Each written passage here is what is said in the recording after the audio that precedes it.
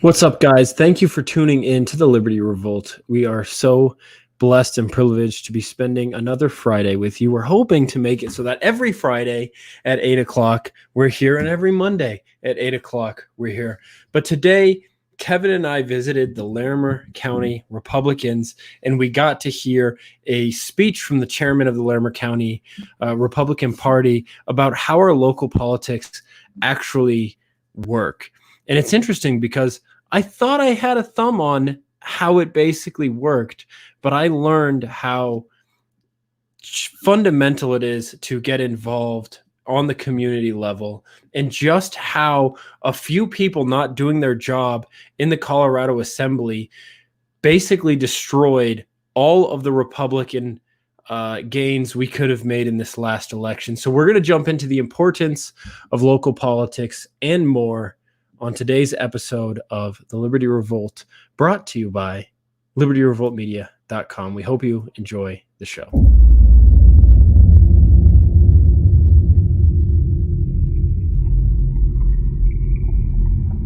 libertyrevoltmedia.com.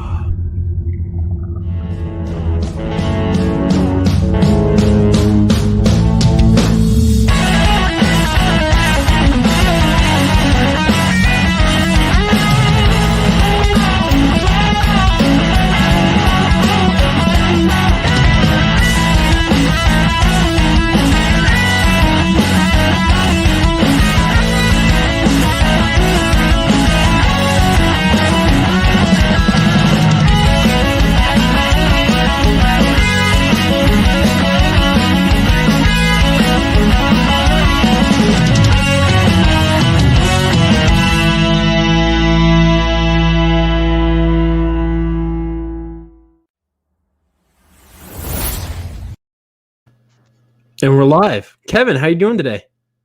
I'm doing great, my dude. It's always great to see you, man. It's always great to see you, man.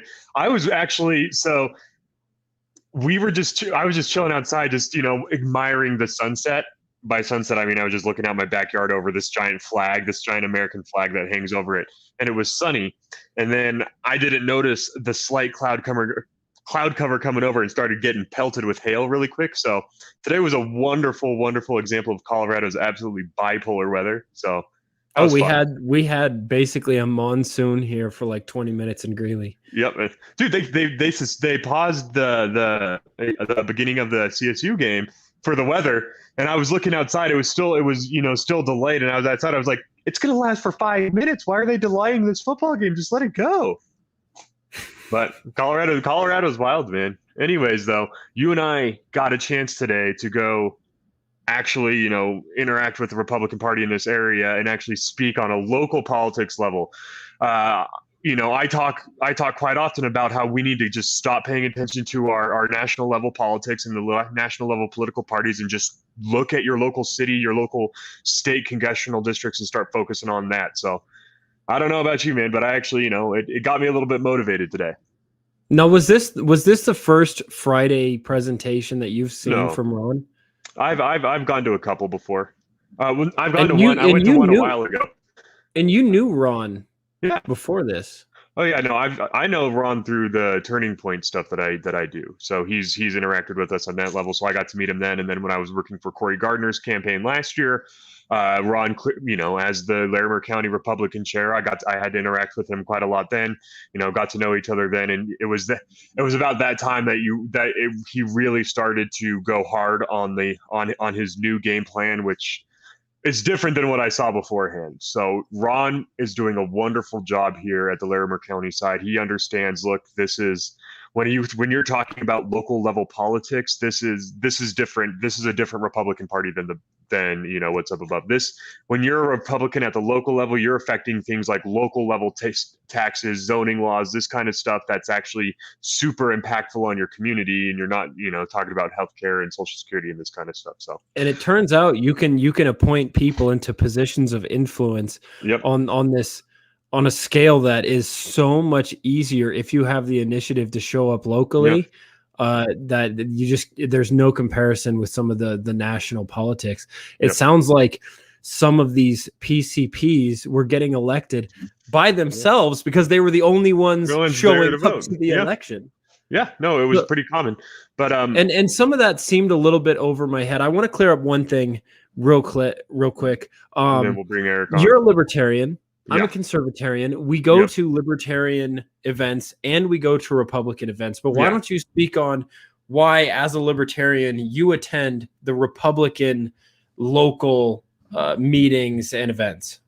It's because that I feel at the local level, the Republican Party comes closest to the Libertarian Party that can actually make a difference. When you're talking local level, that's really where you start to see more conservative values coming through, because it's much easier to cultivate a very, the kind of community you want to see. The community has a lot more control over the situation. And generally, people that are conservative are pretty close to libertarian nowadays. It's just the moral action, moral enforcement part of conservatism that doesn't really come through as well on the libertarian side. But when you're talking low level or local level politics, libertarians and conservatives basically are going to end up agreeing on most of the same stuff. So when you're participating with the Republican Party at the local level, that's the most effective way to actually bring about some change. And as a libertarian, all you have to do in a when you've got a small group of people like that is just, it's much easier to speak to like 10 to 15 people to get change done than it is to speak to 10 to 15 million, So I think that libertarians have the best opportunity to contribute change through the Republican side of the party. Interesting. I will say, going to the Libertarian convention and the local Republican groups, I have noticed personally that it feels embarrassing to go to the Libertarian groups and say you're a Republican, but it's very comfortable to go to the Republican groups and say you're a Libertarian. Yeah. And this leads me to something that I've been thinking about for a while. And there's like two camps of libertarians. There's the libertarians who believe that they should be hyper true to the Libertarian Party, be registered libertarians, vote exclusively libertarian, engage in these measures. And then there's those that think that they'll have more success seeing their principles realized in society by infiltrating the Republican Party and trying to influence the Republican Party to become more libertarian in its leanings. I think both is true to a degree, and I think we need both people. I consider myself a conservatarian because I am right in the middle. I do feel like I'm conservative, and I have a lot of things about the Republican platform that resonate with me, but I feel like the Republicans need to libertarianize a little bit. Yeah. No, and I think you bring up a good point. And at the end of the day, it's going to end up just depending on where you're at. If you're in an area where the Republican Party does not really reflect libertarian, like does not have a lot of the libertarian values displayed in it, such as the market economics and the freedom to be yourself, then yeah, maybe run as a libertarian. But if you're in an area like Fort Collins up here, like Larimer County, where basically your conservatives are hard to distinguish from a libertarian for the most part, there's no point trying to take power away from your local conservatives, because you guys are going to end up agreeing on so many things that it's not worth either of your time to combat each other. You would actually be able to create more tangible change through working together than trying to go at it head to head. Right, absolutely. And we do face some common struggles. I'm going to bring on EZ. A good friend of ours. Y'all know him. It's EZ motherfucking E. I didn't say it. Here. I didn't say cut. We out here. Welcome, brother. What's up, man? How you doing today? Good, man. And it's great to have Casey in the comment section, by the way. Thanks for hanging out, man. Right. I have successfully escaped California. I am now a refuge of Utah. Yeah, a refugee. A refugee here.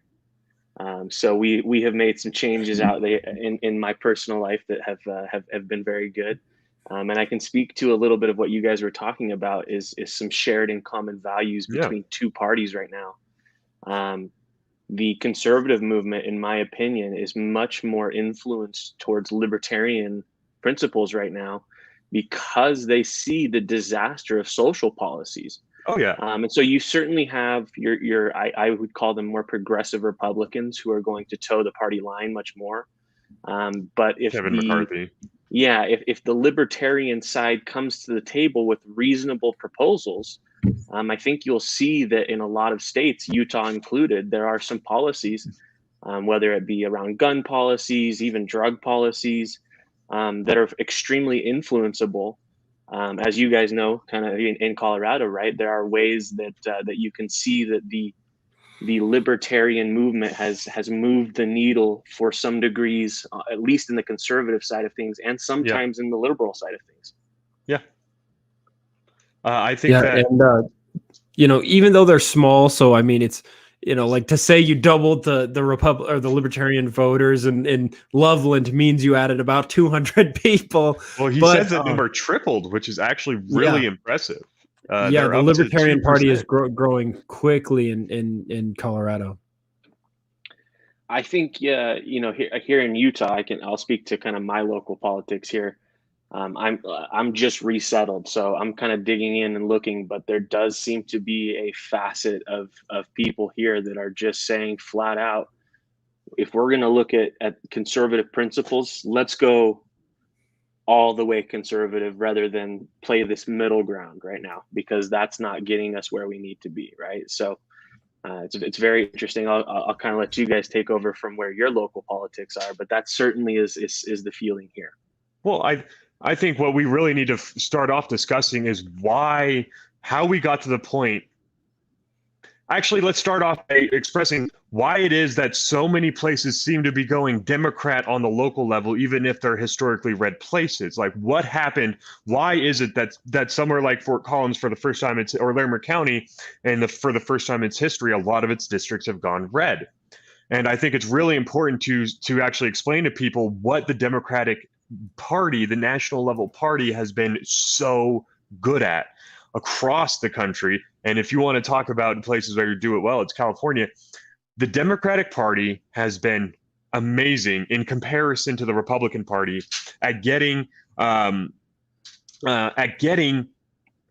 local level politics, at getting into there, at organizing at the local level, getting people out, getting people voting, getting people on target as to what the local Democratic platform is, and making sure that people are paying attention, that people are active in these communities. And they do it incredibly successfly through a method. I call it the Houdini method, right? It's the magician method. They tell you, hey, look at what's going on over here on the national level. Look up at my hand on the national level. And they have all these controversies. The media pushes nothing but national level politics. The same media organizations that own CNN and MSNBC and all these also own most of the local broadcasting networks as well. And so they get all of their local people talking a lot about national level news and start focusing less and less and less on the they start focusing less and less on the local side of things and more national, get people's minds off of that. Meanwhile, the Democratic Party itself is mobilizing specifically for the local level. They're taking advantage of the fact that the Republican Party for the last 70 years has really struggled to get organized at the local level. Like today, Dylan, I don't know if you want to speak on this. How disorganized did it seem like the Larimer County Republican was? It seemed like the chairman himself was very organized, very focused, knew exactly what he was trying to accomplish and how things worked. And then you had a bunch of people who didn't really know how to approach local politics, and even had skepticisms about, say, voting integrity that made them unwillingly to even have the faith to engage. And I think he was spot on when he said that he is not going to he's obviously going to try to look into voter integrity and support voter integrity laws, but he was not going to perpetuate the notion that our voice was cast out or meaningless in this last election, because that's exactly what the opponents of the political agenda that we share would want us to think. They would want us to be demoralized and feel like there's no point in us voting. And he pointed out that Trump was going to Arizona and saying they stole the election and this, that, and the other, leading up to the Senate and House elections that took place after the presidential election. And it played a major role in dissuading Republican voters from showing up and engaging, which lost them the Senate. And look at the consequences that has brought us. Yeah. So it is interesting. Yeah, I don't like. It was about 4 days before the election when he changed his tune, and a lot of conservative commentators were telling him, "Stop saying that their vote doesn't matter. Stop going to huge rallies and telling a bunch of conservatives that their vote doesn't matter. It's already been stolen. It's already been rigged." Do you think people are going to vote in an election like that? No, they're not. Now, what's really important though to realize is that on the local side of things, what you end up seeing, especially on local level politics, is so little organization that it ends up being the case that you have Republicans hurting other Republicans in the election, weakening them, because the Democratic Party on the local level is so adept at laser focusing on singular goals and making sure that only the people they want to run are running, that they are, their Democratic candidate is all by themselves, and the Republican candidate is splitting the party up. It's causing problems. Ron was telling us that one of the big problems they had in the 2020 election was in the lead up. Because there was so little actual participation from the communities, the caucuses were all messed up. The assemblies were all messed up. You ended up, you would have multiple candidates that at no point they're running for the same position, local county commissioner kind of deal. And they're both basically running as establishment level candidates, except they end up splitting up the local Republican Party behind either one of them, that whoever loses, all of their support leaves the party. And so now all of a sudden you've got half the party participants remaining completely they cannot compete with what the Democratic Party does as far as local side of things, and just losing half your party after the primary. And then when you lose the election itself, those people don't want to participate anymore. So the Republican Party's inability to get focused on the local level and start ignoring the national level has really cost a lot of these communities. Casey, have you noticed a lot of issues on your local level with Democrats trying to move in Utah? Well, big time. I've said this many times. Like here in Utah, because we were a small town state for a long time up until we had the Olympics. As soon as we had the Olympics, everybody's like, "I love your mountains and I love this," and everybody started flooding here. And now you go down to downtown Salt Lake City or anywhere in the major cities, you have it predominantly being Democrat. And that's the worst part I have. And this year Utah is doing a redistrict again because of population growth. So we're going to redistrict all the cities and counties and everything just for voting to try to help fix that. And it's kind of sad because there's a lot of opposition. And it's like, why? Like, it makes sense. This is a logical move. However, from the Democrat side, they're thinking that you're going to cause gerrymandering. And it's like, guys, stop throwing out these words and stop blaming everything, and let's just come to a compromise. Just because we don't agree on exactly everything doesn't mean you have to oppose everything. And that's what I'm seeing. And that's why I'm seeing, like, I was in the comments just a little bit before, and I was like, I need to jump in on this conversation. But that's why I believe the Libertarian Party is growing, is the conservatarians and libertarians can actually be like, yeah, we can work with you on that, or budge, right? We can negotiate and figure out a good medium ground or a middle ground. But you don't see that from the right. You do not see that from the left at all. No. They just dig their heels in and they're like, nope, my way or the highway. What up, Jelani? Exactly. So what I want to tell the people that are tuning in and everything, the reason why we're talking about this today is because things have gotten really hectic in our country, especially when we're talking about how divided politics has gotten and how divided, on a national level our country has become. However, through all of this, the one thing that COVID has taught the federal government especially, is that that your local city is truly the most powerful government entity in your life on a day-to-day basis. Your local police force is basically it is going to be the arm of the government in your state. And so they have the power on the local level to choose to enforce or not enforce laws that the federal government puts out. They are the final roadblock, to attempts to trample on your constitutional right.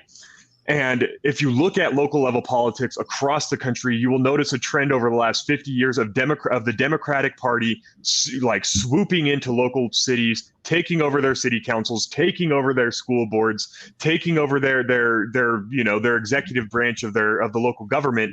At that point, it doesn't matter who's in charge at the federal government level. It almost doesn't even matter who's in charge at the state level. The city has so much control in your day-to-day life that having Democrats control every level of it can be incredibly detrimental to your lives, because that is where the power truly is. An individual city can grant you or take away your Second Amendment rights. An individual city can grant you or take away your First Amendment rights at any given time. So what we're doing today is really just discussing the importance of local politics, the trends we've seen, and what we can do to actually address these issues and begin to actually make tangible changes in our communities.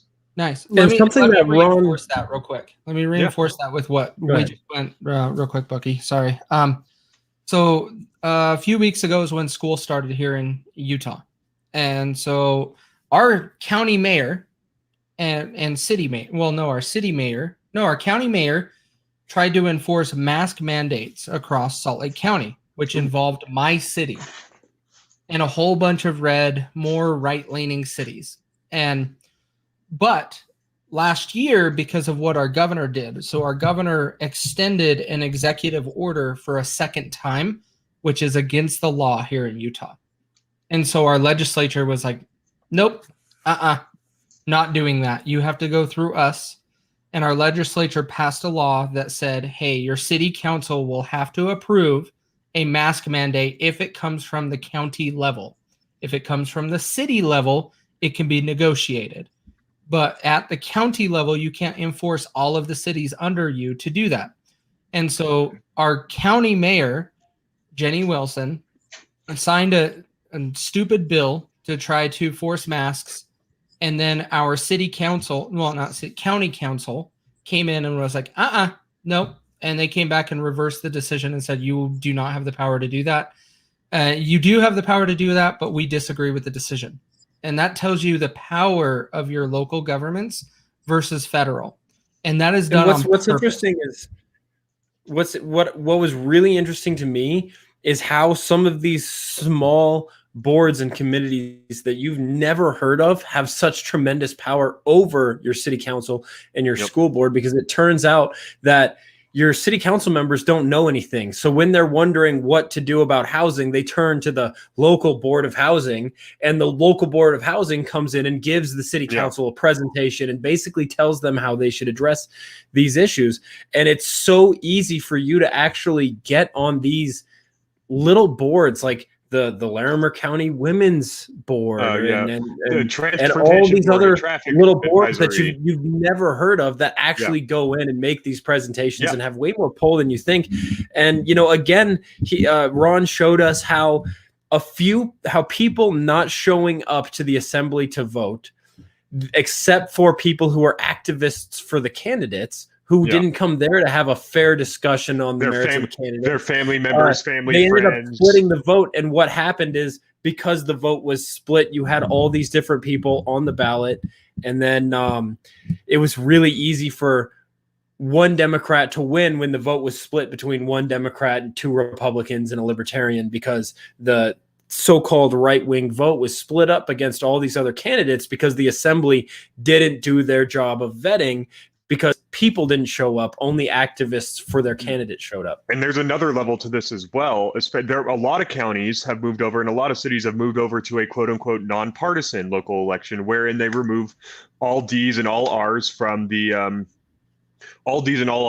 ballot. You don't know who you're voting for. Now, it's supposed to be on your local party to be able to provide you with the information, like, hey, you're in this precinct, this is who your representatives, who your options are, and this is This is who you should probably vote for based on your party. But a lot of the Republican Party at the local level is none of this. There is absolutely no infrastructure in place. A lot of the precinct and district captain roles are completely empty. Mine is currently, so I'm applying for that here in Fort Collins. And what it really allows you to do is, so there is the structure.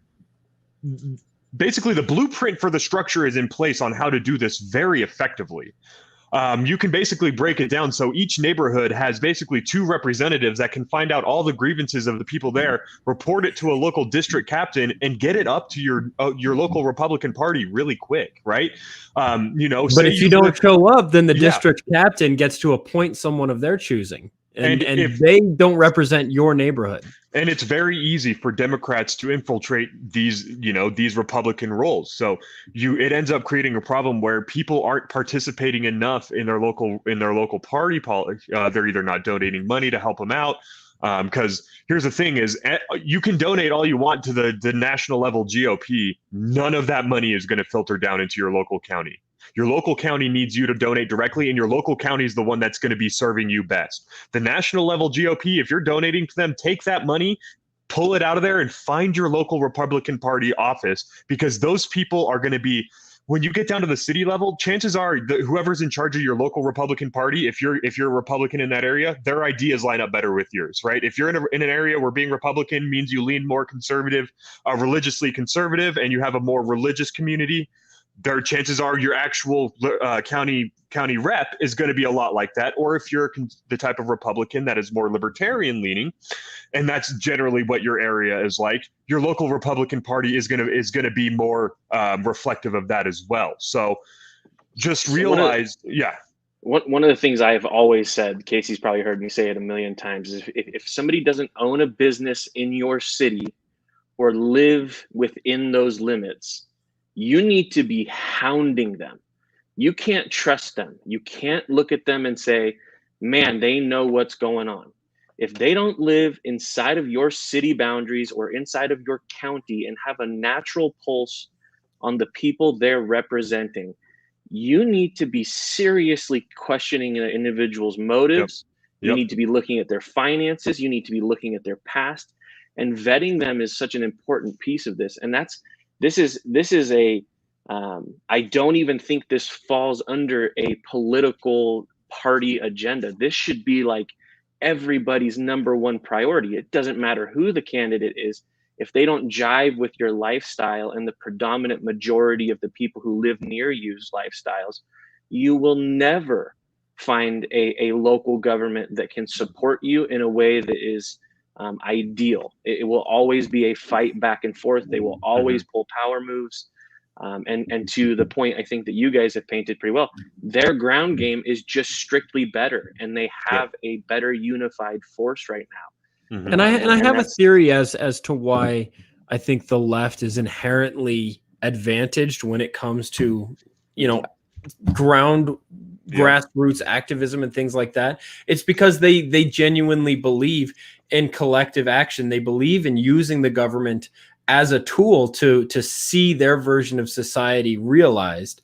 Whereas the libertarians I know, most of them just want to go to work, come home, and be left alone. They are trying everything they can possibly do to just stay away from it, where the left-wingers I know, they pride themselves on being activists, on collectivizing everything they possibly can. And so I think just, as a personality type and as a manifestation of that worldview, they're more likely to be engaged in activism than so-called right-wingers or people who don't believe in utilizing the government. But we really do need Ron Swansons in positions to hold these people accountable and to make good decisions. And when I say hold these people accountable, I mean, most people aren't paying attention to what's going on during the city council meetings. Did you know that your city council meets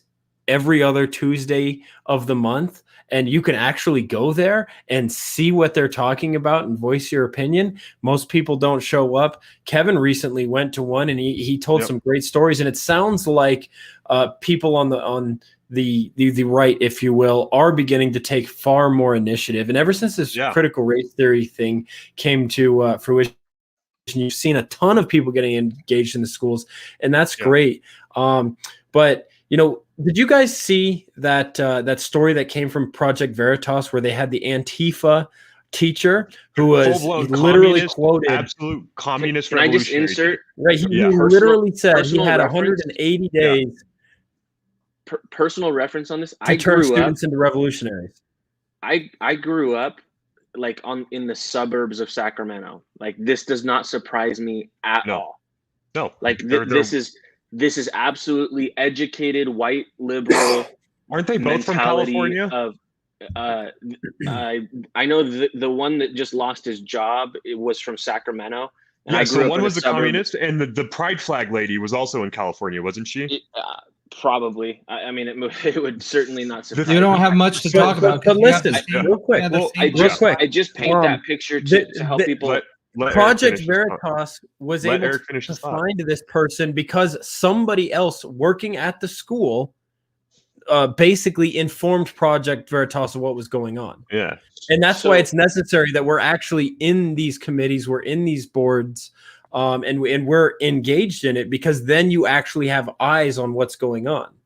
So I think one of the incredibly important things to realize that's happening, and I'll share kind of a personal story with this. Okay, so my mom was a professor of she taught different types of debate courses and literature courses. Okay, and she taught at Sac State, and one of the things that was incredible was she also worked at the community college, and she felt a lot of pressure to join unions that she flat out just didn't want to be a part of the teachers unions.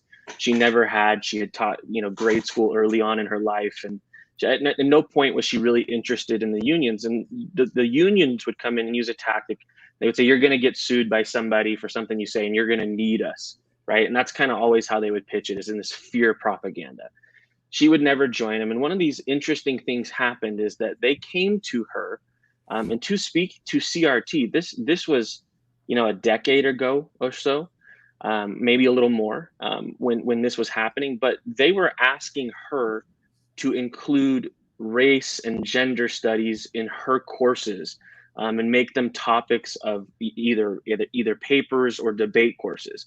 And so she ended up in any case, short story is that she worked at Sac State, and these are some of the pressures that she felt working there, and ultimately, I think ended her career, at the point she did, because she kind of needed to get there, but for years felt this incredible pressure to teach things that were way outside the bounds of her study, of her look, from a professor's end of their responsibility, things that did not make sense. And now this has become the standard hive mind of all teachers from college to kindergarten.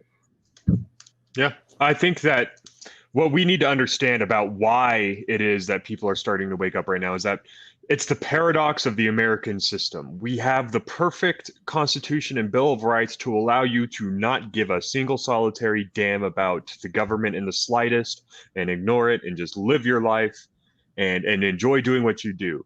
Except the system requires that you participate in order to ensure it remains that way. So it's the paradox of it. In order for you to keep the government, keep having a government that that is small enough that it doesn't really impact your life, you have to participate in it to a level, by being cognizant of your local level elections, by being cognizant of what the policies and stuff that are going on that are going to have major impacts on your life. It sucks that we can't just, forget about it, right? Hey, we have the Constitution, we have the Bill of Rights. I don't have to worry, I'm going to be protected. Except, if you look at the Supreme Court, you have people who legitimately believe in living, breathing documents. These things change over time. And if that's going to be the case, you have to be actively participating to stymie that. We have to be the roadblock to the government's expansion if we want to be able to keep having a government that isn't expanding. So it is incredibly important that we start looking forward into 2022's midterms and stuff like that. Your local cities are more than likely going to be having elections coming up soon. They try to do these at different times than the national level because they want to be able to keep focus specifically on one thing versus the other. They don't want your local politics getting lost in the scuffle of the national level. Pay attention to what is going on in your local cities. I guarantee you there is absolutely the opportunity to be taking school boards back, because what ended up happening that the left was always going to run into is that because they push so hard into the culture, eventually everybody reaches their breaking point. And we're starting to see that across the country with parents going to these school board meetings, parents realizing, hey, if I want to make sure my kids are getting a good education, I have to participate even more. I have to be the one who sits on the school board and ensures that they're actually out there providing an education and not an indoctrination. So it comes down to the fact that, unfortunately, in order for us to have that government that we don't have to care about at all, we're going to have to care about it a lot for a little while until we can get back there. I think there's a piece of good news about it, though. It's that we've caught it before it became malignant. This is certainly in teachers' minds across the board, in my opinion. But I think we've caught it in time, and I think last year was a tremendous wake-up call, seeing parents at home with their kids, listening to teachers give lessons. And certainly in the area that I was in California, it's a relatively conservative place. And a lot of people had the same concerns. They were listening to the curriculum that was being taught and just absolutely blown away with the demonstrative view of how America was founded and when it was founded and whom by it was founded. So I just, it's one of those things. I hope there's something that we've caught before it's malignant. It's something that certainly needs to be worked out, and I'm probably gonna have to do to kind of keep the analogy running 100 courses of chemo across the country in order to cleanse this issue from us. But it is one of those things. I think I certainly have seen a detrimental effect and then consequences from it. In some of the places in California. So yeah. For those of you who are watching, who have ever asked yourself or said to yourself, I want to do more, I just don't know what to do, I guarantee you there are precinct captain roles open, there are district captain roles open, there are more than you can actually make tangible change in your community. When you become a precinct captain, you have a couple blocks in your neighborhood that is your responsibility to go around and just talk to the people, find out how they're doing. It gets you involved in the community. It gets you, interacting, finding out what's going on even in your own neighborhood, allows you to fight back against maybe HOAs that are trying to ban American flags. Because, if you have an HOA that's trying to do that, it's supposed to be on your precinct captain to bring that up to bring it up to the county so that they can help you fight it, help get you in contact with lawyers to fight it. But that kind of stuff isn't possible if people aren't willing to take on the responsibility of being engaged with their communities. And, I think that if you've ever said to yourself, I want to do more, I want to help fight this democratic cancer that keeps spreading across the country, it's very easy. Just go talk to your local party and find out what's going on there. Chances are, some of them are going to be pretty incompetently run, and you can actually start making even bigger changes to make positive consequences in your community. So I just want to reiterate over and over again, this is on us. This is how we can fight back. This is how we can take our country back. It's through the local level. And speaking of those precinct directors, when we were at the Larimer County Republican office today, he showed us a stack. Literally half of the precincts in Larimer County didn't have a single person running to be the county director or the precinct director. The precinct captain. And so it's on him to appoint those people. If you literally just Google your local area, Libertarian office or Republican office, and show up, there's a significant shot you could immediately start fulfilling a meaningful position. Yeah. Or at least going and speaking with the community and promoting candidates. Like Kevin mentioned earlier, so many of these candidates, because they don't that we were supposed to have nonpartisan elections on so many of these things like city council and school board, they don't put the R or the D or the L next to somebody's name, so you can take for granted what their beliefs are when you're voting and you've never heard from them. So they really rely on ground game activists to go door to door and tell people that they should vote for this person and why. They also have the money to do it. Shocked at the data that these groups have to track down who is unaffiliated but sympathetic to left-leaning or right-leaning candidates. You could actually go reach out to unaffiliated people and swing elections, because that's how fighting is done. Fighting in politics, in a democratic republic where elections are won by votes, fighting needs to translate into persuading people to vote for candidates that are going to help realize your values. And it's a lot easier on the local level too. If we just had a few more people going out there, I mean, 50 people can completely change the election of a precinct. Yeah. It's a lot easier to convince a Democrat to support a conservative view when you're not talking about universal health care, but in fact, you're talking about your local park, or you're talking about a local business or a new library, something like that, or a new zoning code. It's a lot easier to actually convince them to join you, because it has a real tangible effect on their life as well. And it has a real impact on the community. And that you'll notice as you get to community things, the divide between Democrat and Republican becomes very, very, very small. However, over time, it grows. If over time only Democrats are there, it's going to slowly move further left. But it's very easy to actually be successful on the local level, convincing people that normally wouldn't agree with you to side with you, because you don't actually have to bring party politics into it. You just have to use the values that make you a conservative in order to explain to them why this program, that they're supporting would have a very serious negative impact on their community. And they're a lot more likely to listen, because that's their children affected, that's their friends, their neighbors that is going to be impacted. And at the end of the day, usually when you're in an area like that, culturally, you guys are so close to each other that it's a lot easier to actually negotiate and discuss and come to solutions over a lot of these problems. Yeah. And the truth is that the vast majority of people that I know don't care about politics. They don't know anything about policy and its ramifications. And all it would take is for someone who's articulate and charismatic and nice to them to show up and say, by the way, we should not vote for the Hughes Stadium parking lot to be turned into open space because we have a massive shortage of housing, and that space could be better utilized if utilized to provide housing or another daycare facility to help offset rising rents and daycare costs in our community. And they would go, gosh, you know what? This political candidate actually came and asked me what I thought and asked me to support them. You know what? I think I will. There's an old saying that I really love. On the national level, I'm a libertarian. On the state level, I'm a Republican. On the local level, I'm an independent. In my home, I'm a socialist. That's about how it goes, right?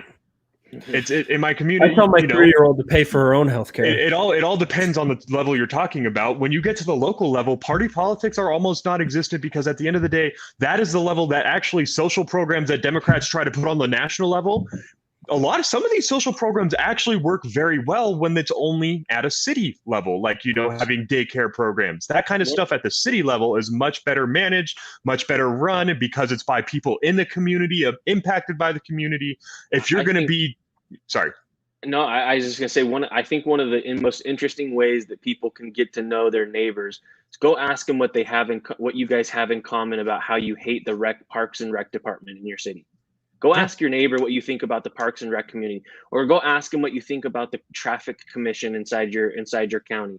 Go ask them questions about these types of infrastructure and city planning. Go ask them about this kind of stuff. You will find that 9 times out of 10, you're probably in agreement with people in your neighborhood. Like, there's very few people who want, I'll give you an example, right? I just left California. One of the things that they did nothing, the traffic commission did nothing on, is they allowed for the additional 2 lanes to be built on Highway 15 going south in this particular corridor, and they allowed them to be sold to the fast track company. So they're toll roads now, right? Yep. So the public paid for the roads to be built. They paid It's the happening toll, here in Colorado too. and now you pay the toll on top of it. And the simple fact is, if enough people had gotten involved with the traffic commission, this project would have never gone through. Yeah. It would have never been approved, right? So Nope. shows the lack of willingness, and that's just one area. Now, and that's not like in every area, but ask your neighbors about stuff like that and see where they fall. I think you'll find that it's very common ground. Yep. But again, sorry, Casey, go ahead. No, I'm you finish that thought and then let me follow it up. Let me do that. I was going to say it comes down to, at the end of the day, the Republican Party or the your local level, they've done such a good job of convincing you that you have so much different between you and a Democrat, that they've gotten you to not realize that that's on a general level. That may be true, but if you're talking about you and the Democrat that lives next door to you, chances are you guys have a lot more in common than you think. Chances are you actually share a lot of the same kind of values. And at the end of the day, on the city level, on the local community level, you're going to be in agreement on a lot of the things you want to see. And it's historically the problem with the social program on the national level is because it is so detached from the communities it's supporting that there's not enough humanity going into it, right? Say if there's a national level daycare provider and you have to go through a national level agency to get money for daycare, you call in and get someone, they're not going to know who you are. They're not going to know where you're from. They're not going to care where you're from. They're just going to handle it as they get it.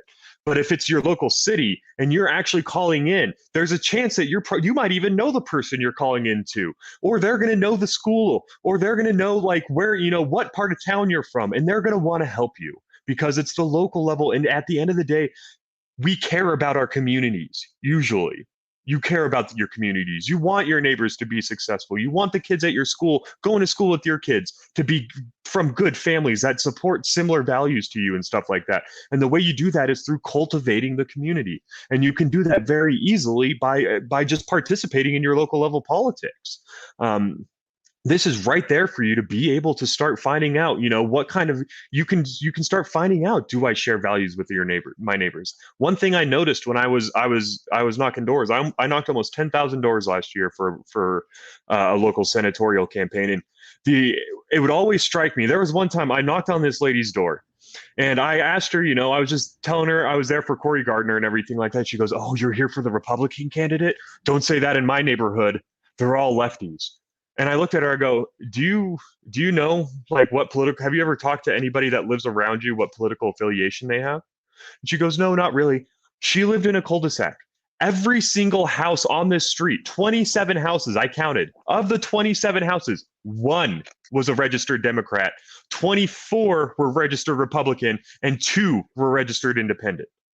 And she had no idea because they've done such a good job at disassociating people from their communities. They've done such a good job convincing conservatives they will be ostracized if they share their values, because on a national level, if you're a conservative from Alabama and you go to LA, that might happen. But if you're a conservative in Mobile, Alabama, and you're talking to your next door neighbor who's also conservative, you're not going to get canceled. Quick point of inquiry is, Casey, I'm curious about your point, and then there's a question here in the comments. I'd love to. I don't know if it's a general question. I don't have any idea about it, but I'd love to address it, see if anybody does. So, my point is going to be a little bit more unification across the country. Like we talked a little bit about teachers, we talked about school boards, we talked about a bunch of this stuff where you can get engaged to take action. I know a lot of people on the Be the Change side helped out with a teacher that is here just south of me by 20-30 minutes from my house. She went out and she just blew a gasket in her classroom, and it was just going off on telling people, if you don't like LGBT, get out. If you don't believe in climate change, get out of my classroom. If you don't this and all of this stuff, and your parents are dumber than you are, you should not listen to them, type of stuff is what she was saying in her classroom. I don't know if you guys heard that. I wouldn't surprise me. Across It is surprising here in Utah. Like, Oh, you that's don't- I you didn't don't hear the have that Utah much. part. Yeah, That's it's crazy. 30 minutes from my house, just south of So my house. I'll add to that, Casey, is I just went in for I had a doctor's appointment to get a checkup, and I was talking with the intake nurse who like does your blood pressure and that kind of stuff. Mhm. And she knew that I was coming back from California, and she mentioned the fact that even inside of their charter school, that one of the things that they found in her daughter's curriculum in, I think it's like in first or second grade, was some CRT based curriculum. It's like, and so they had to go petition to the charter school, right? So it's not just in any one place. It's not just in the public sector. So people need to be involved, as much as they can with their neighbors, Yep. their children's, the children's Right. parents, friends' parents, those kinds of things. And I think that will go a long ways. Yeah. So Well, and what I I'll was just kinda getting leave it at to was around that and saying the same lines is it also doesn't even matter if you're from that area. There are ways you can actually help that. Mhm. because all you need to do is send emails at times, right? Yep. And that's what a whole bunch of people did on Be the Change and the followers. And we just bombarded them. And then with emails saying, how is she just put on leave? You have video evidence. There is no reason. Unions. And so not even within 8 hours of overwhelming amount of emails coming through because I shared that video, she was let go. And now I'm trying to work with the Utah State School Board to figure out how we can ensure this either doesn't happen again very clearly or she never teaches again. My goal is to never teach again, but I also need to respect people make mistakes and we can learn. Fine. But there's ways to do things and help other states at the same time when teachers act like that. Yeah, we can help each other. So what we need to realize here too is that there is the teachers in America. We have to be on top of this because for the last 70 years, his name is Yuri Bezmenov, right? So he was a former KGB psyops agent, and he described how you take over a culture. And part one is is always education. Education is how they get into it. So for the last 60 years, there has been this cycle where liberal teachers, like a moderately liberal faculty, starts hiring more liberal teachers, which creates more liberal faculty, which creates a more liberal teachers. The teachers that are currently the young under 35 teachers in America right now were taught almost exclusively cultural Marxism, CRT, throughout their entire teaching process. It has only recently been brought to light that this has been going on for the last 40 years in academia. Okay, this is so deep rooted. We need to continue to be on top of teachers. Do not, at this point, everyone should assume that their teacher has had at least been exposed to CRT, and you need to verify that they're not spreading it in their classroom, because it is impossible to be a teacher in America today and not have been exposed to it. And the only way we can do anything about this is being involved in your local school boards, being involved in the PTA meetings, being involved in your local, get your kids involved in local clubs so you can talk to parents and find out, is your child being taught this? Is your child being taught that? Maybe there's parents that don't really know the full implications of what their child is learning. And you can start explaining to them, you're hanging out at a soccer practice and, one of the moms goes, yeah, for some reason, little Lisa over here was taught, they made her do some kind of oppression chart today at school. And I don't know why. And that's when you, as a member of the community, can go, are you serious? And you can start to actually talk to them about why this is bad and start drumming up that community support to stand against it. This is how you do grassroots activism. Grassroots activism means us as the community interacting with each other to talk about these things, find out where it's going on, and take action against it. This is the only way we will be able to do this. So I want to read a text message that my friend Amani sent me. Now, a little bit about Amani without putting out too much of who she is.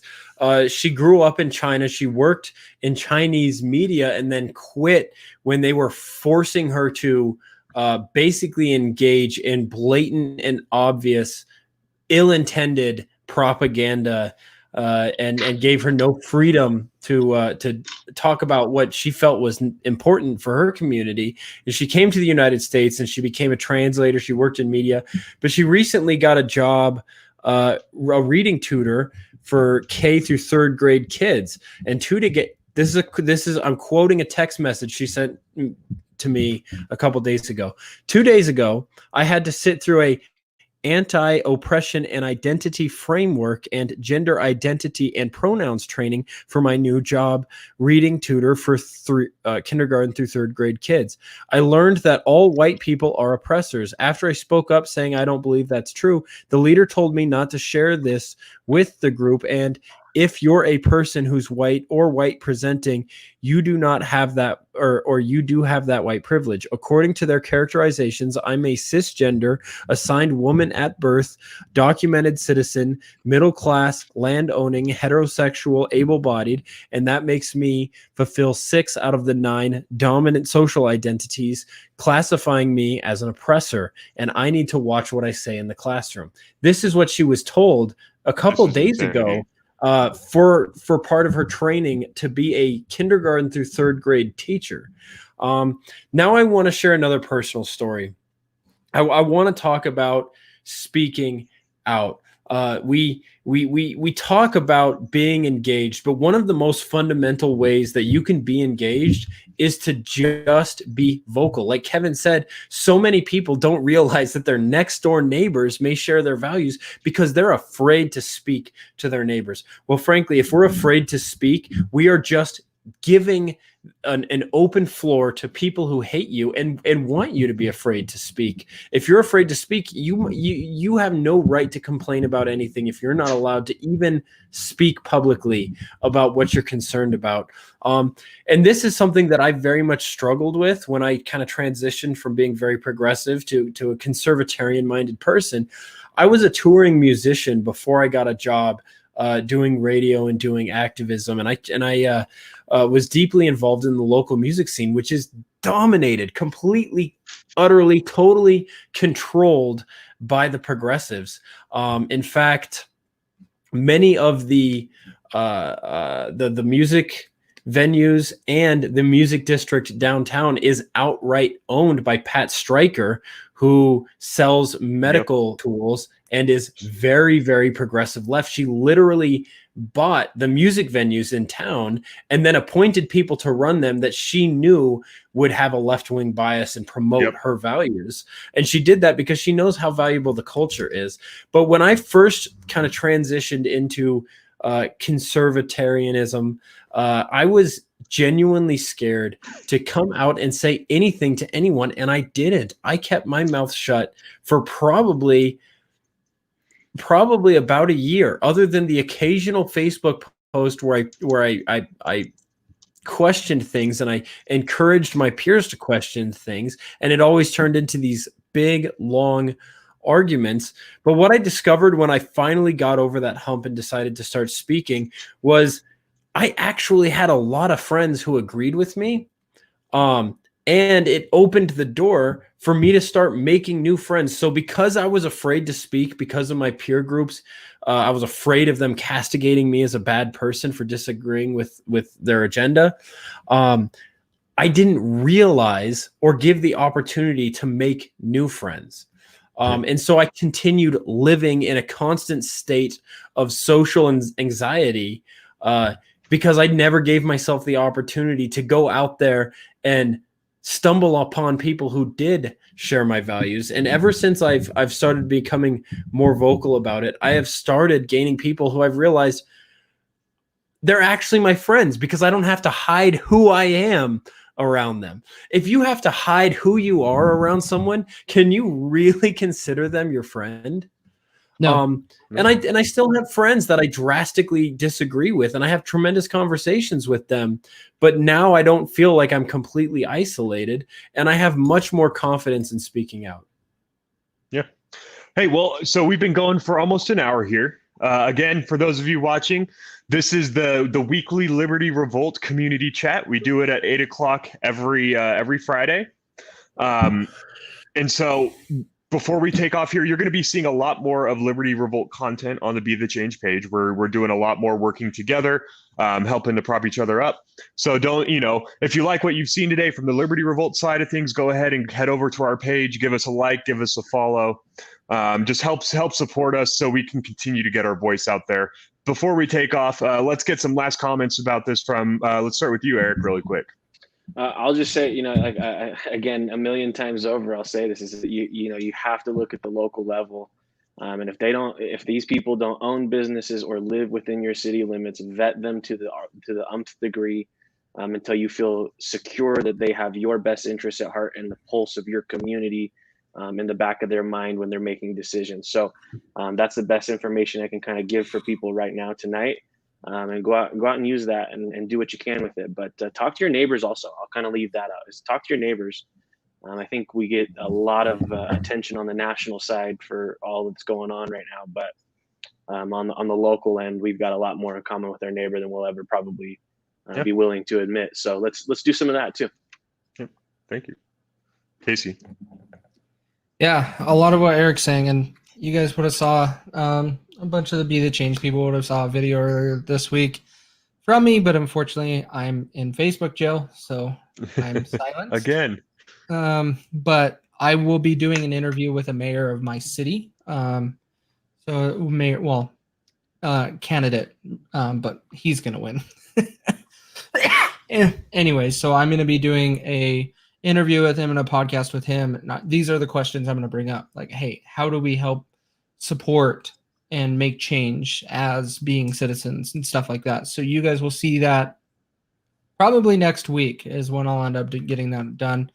And then we'll get that all taken care of. And no, Jamie, it's not on IG. It's on Facebook. Yeah. We had fun with the IG the other day, but sorry that we couldn't get any stuff out, but I don't know when we're going to do the IG thing again. But anyways, thank you guys so much for joining us tonight. Cyree, to answer your question, I am a libertarian, but part of my libertarian leaning is that I understand that the community is going to be the greatest, is going to be the most important facet. So community is where your culture and your values is going to be established. So that's why I have my approach to local level is a little bit different. But I think this was a great combo, guys. I want to keep talking about local politics in the future too. Buckaroo, I know that you have a lot to say about it. When does we are going to become more and more involved with our local libertarian and Republican chapters.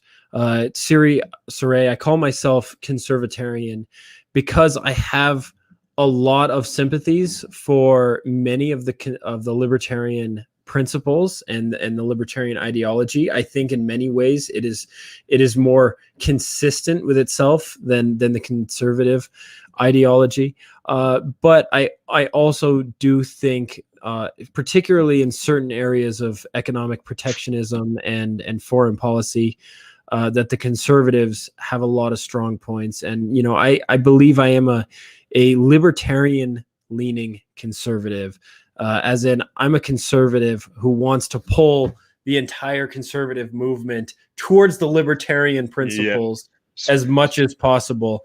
And I also do that I personally believe it would be easier to make effective, influential change in my community by engaging with the Republicans. And I'll say this again, like I said at the very beginning of this, when I went to the Libertarian Convention, I felt like I had to hide my Republican connections and friends.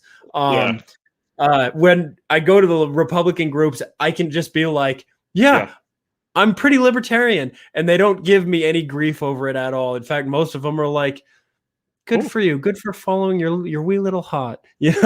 Oh, you're so cute. But no, I do consider myself kind of straddling both, and I have sympathies in both camps. I am reaching out to Amani to see specifically what school she is tutoring for or what company she's tutoring for, and I'll get back to you on that. In the meantime, guys, thanks for watching. If you like conversations like this, it genuinely does help us out. If you go to the Liberty Revolt page, give us a like and a follow. And if you really want to be a star, go to the likes, click on the invite your friends button and select a handful of people that you think might like this content. It is honestly the fastest and most effective way for us to grow. And I hate coming out here and begging and pleading for your support, but really support people who are working tirelessly. And I assure you, we are working tirelessly. And we try very hard not to be spammy. So consider giving us a like and a follow. It really does help. And I hope you guys have the most wonderful day. God bless. Happy Labor Day.